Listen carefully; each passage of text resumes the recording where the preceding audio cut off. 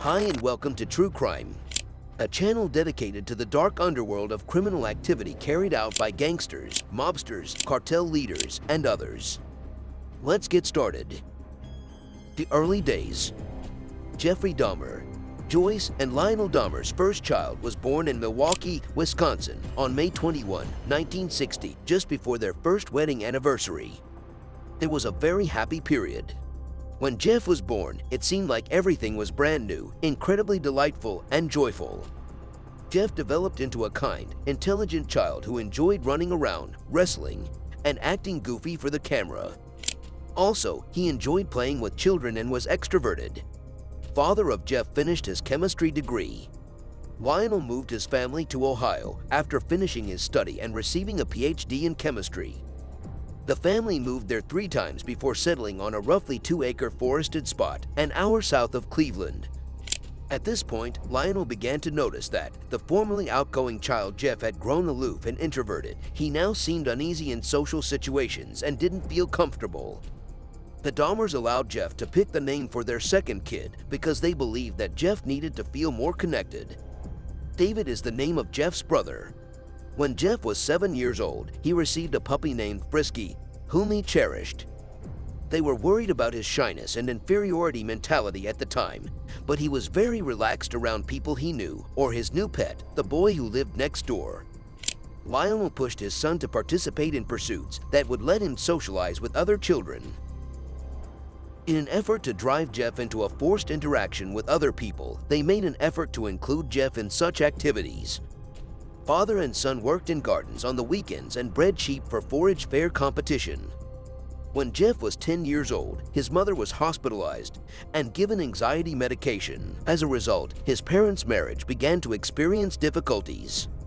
Jeff's fascination with nature and small animals continued throughout his adolescence when he became curious about how they looked on the inside and started gathering roadkill while cycling and lugging big trash bags.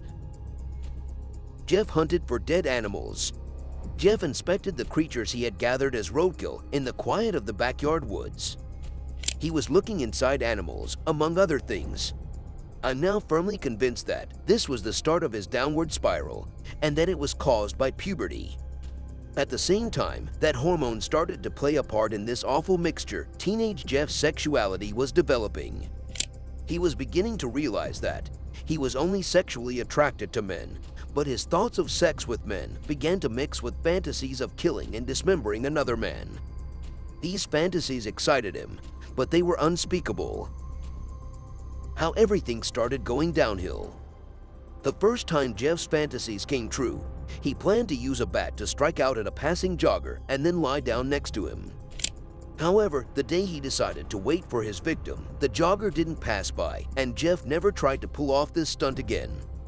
According to Dahmer, his urges to commit murder and engage in necrophilia started around the age of 14. To put these thoughts into action, though, it appears that his parents' disintegration of their marriage and their acrimonious divorce a few years later may have served as the catalyst. As he started high school, Jeff's sexual dreams traumatized him, and in an effort to escape them, he started drinking on his morning commute to classes. He would get intoxicated at a friend's place by filling a cup with heavy liquor. When did the murders begin? By the time of his first murder, Dahmer's drinking habit had been out of control.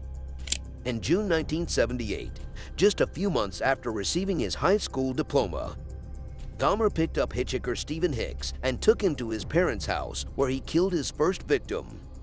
Following the intoxication of Hicks, Dahmer killed him by striking him in the head with a barbell and strangling him as he attempted to flee.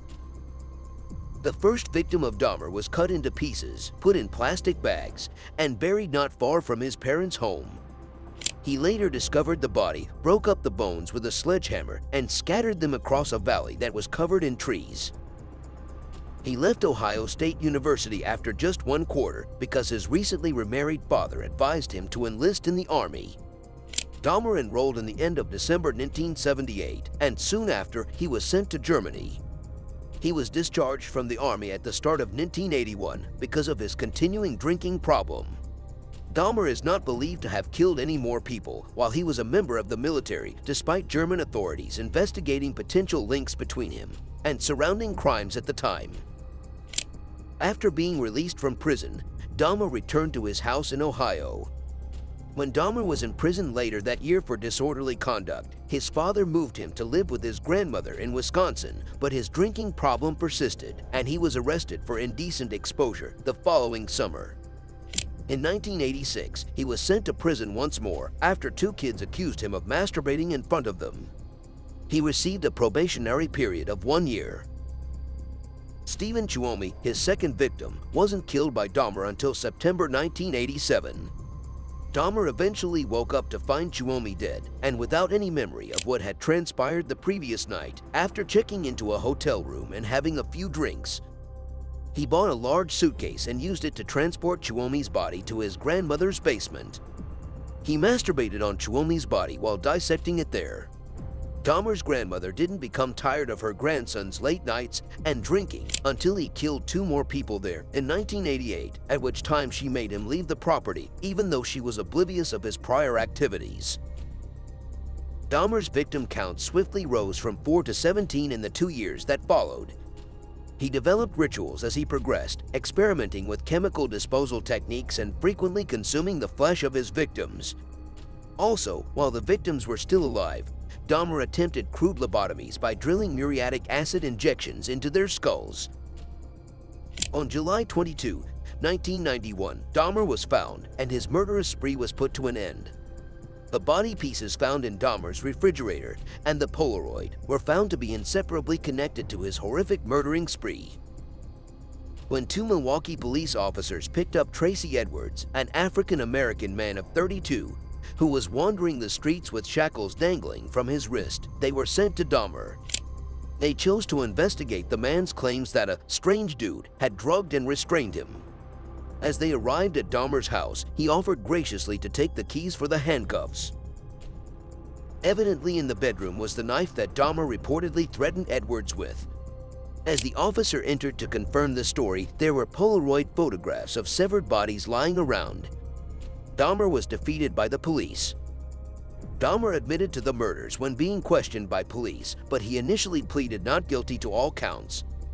He ultimately chose to admit guilt on the grounds of insanity. Later, the horrible details of his deeds were utilized to support his defense by demonstrating that only a crazy person could have done such heinous acts.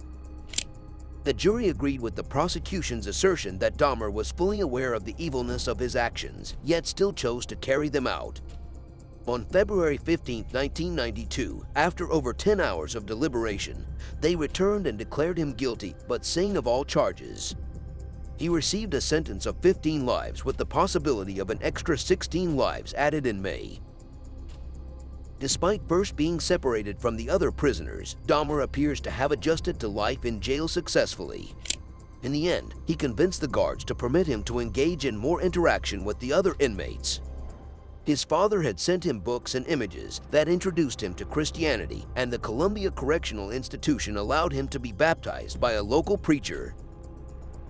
His cellmate Christopher Scarver killed Death Dahmer on November 28, 1994. As part of his participation in routine job responsibilities, Dahmer was assigned to work with Jesse Anderson and Scarver, two other murderers who had been convicted. When the guards returned, they found that Scarver had brutally beaten both men with a metal rod after giving them time to complete their tasks. Dahmer was certified dead after about an hour.